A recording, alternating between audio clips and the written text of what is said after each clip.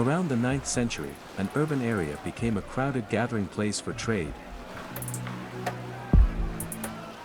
Since this was a coastal area, Malajar merchants actively traded with the diverse ethnic groups living there, especially those from the nearby Lavo kingdom.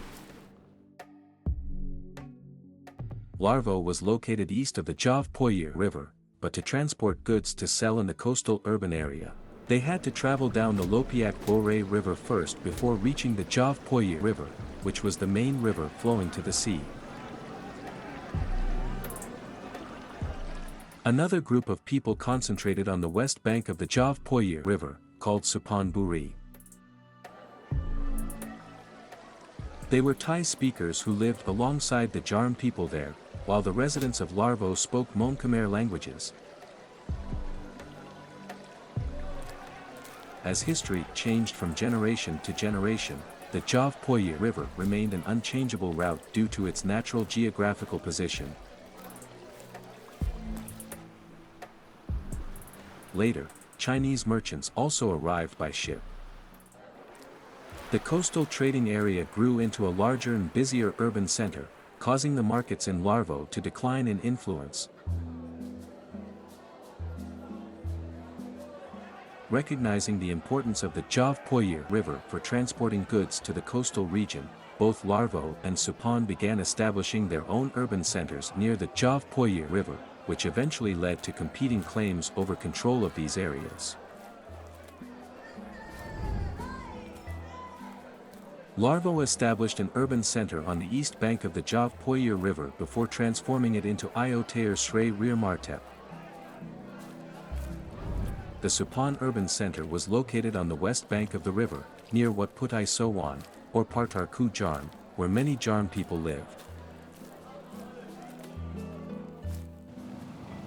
According to the records of Jav Targwan, who traveled to these areas in 1296 before Ayutthaya was established, both Lavo and Supan were urban areas where people had long lived together in mixed communities, even before the conflicts over trading markets began. After Lavo established the urban center of Ayutthaya Srey Martep, conflicts over control of the trading areas occurred continuously, such as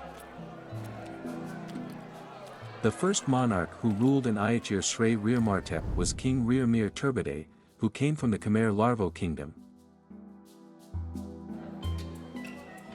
In Thai history, they often say he was from the Yutorn dynasty, but Yutorn was merely a symbolic name in Thai language and a name from folklore, without any real historical basis. The successor to the throne in Ayutthaya Srey Martep was King Mir Turbide's son named Mir Swan, who was also descended from the Khmer Lavo kingdom.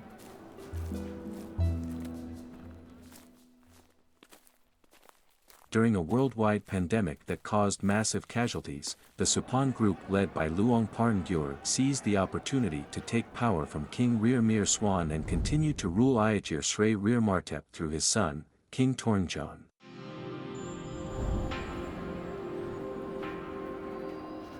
After ruling for 1 year, King Mir Swan of the Khmer Lavo kingdom recaptured Ayutthaya Srey Martep and also executed King Torngjaan. After King Mir Swan's death, his son Mir Jir ascended to the throne.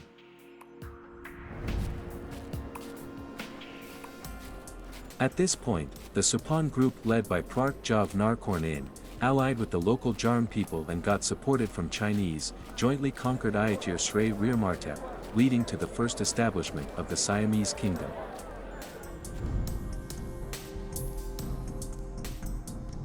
They changed the name from Ayutthaya Srey Martep to Ayutthaya.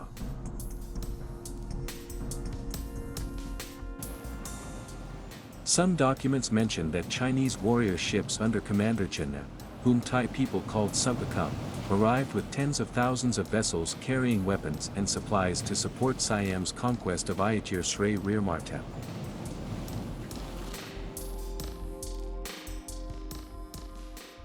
Prak Jav Narkorn was the father of King Sarm Prakyar, who led armies to invade the Ornkur Empire, and also the grandfather of Prak Boram Trey Lo Karnard, who was the ancestor of King Chai Rarchar, a later ruler of Ayutthaya.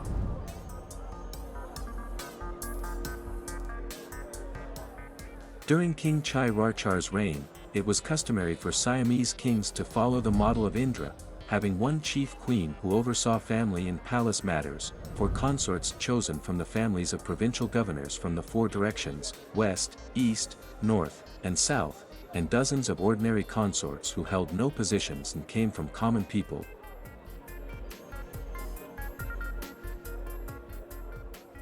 King Chai Rarchar's four-directional consorts were: 1. Interarch Suran, daughter of an official from the north Sukhothai. 2. Intaratavi, daughter of an official from the south, possibly Pechaburi or Narkorn Si Tamarart. 3. Srey Soda Jaan or Srey Soda Jaan as called by Khmers, daughter of royal lineage from the east Lavo. 4. Srey Julalak, daughter of an official from the west Suphan Buri.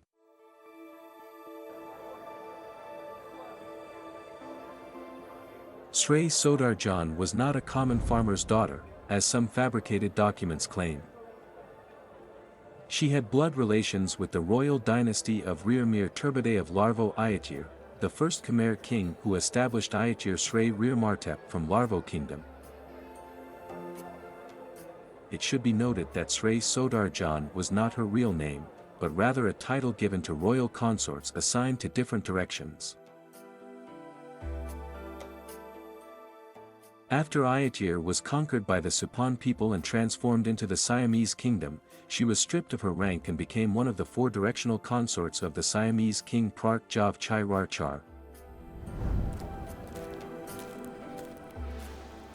Later, Srey Soda Jaan bore two sons with King Chai Rarchar, Prak Yurtfar as the first son and Prak Zi Sin as the second.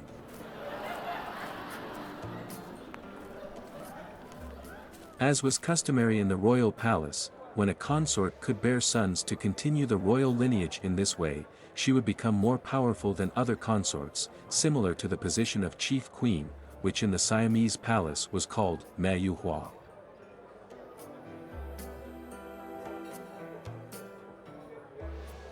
After becoming powerful in the royal palace, Srey Soda Jaan plans to reclaim the throne for the Khmer Larvo dynasty, since Ayutthaya originally belonged to the Larvo dynasty before being conquered by the Siamese from Suphan. This also aligned with King Chai Rarchar's desire to reduce the power of the Sukhothai faction. These events took place during the period when the Ornker Empire was declining and experiencing frequent changes in monarchs.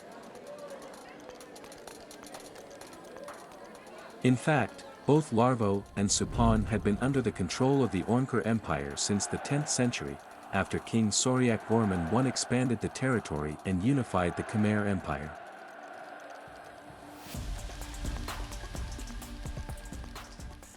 This was the period when Srey Soda Jaan attempted to restore power to the Rearmir Turbide dynasty but failed, as her enemies conspired against her, blamed her, and eliminated her.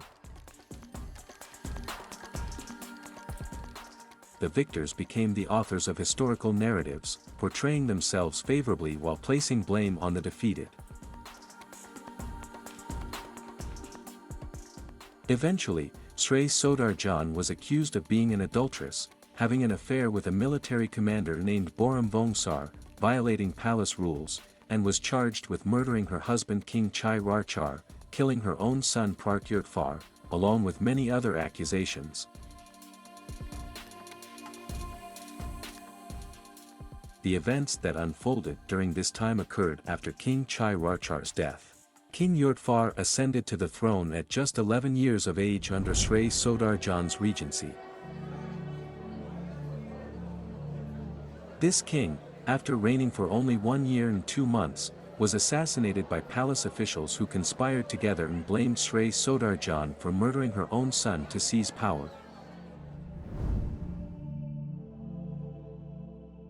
After King Yurtfar's death, power over Ayutthaya fell to Srey Soda Jaan, along with her relative named Vorak Vongsar, a highly educated official who controlled a region rich in iron ore used for making weapons of war.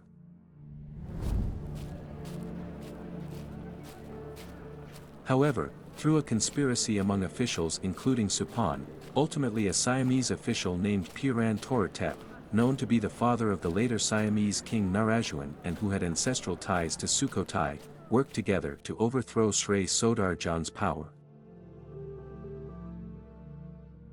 After successfully seizing power, Piran Toratep bestowed control of Ayutthaya to King Tian Rarchar, who was King Chai Rarchar's younger brother.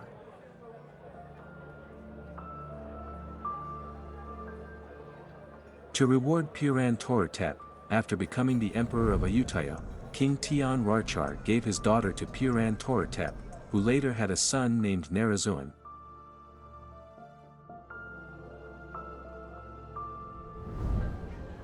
Narazuan became one of the most powerful later Siamese kings, who successfully conquered Burma in 1599.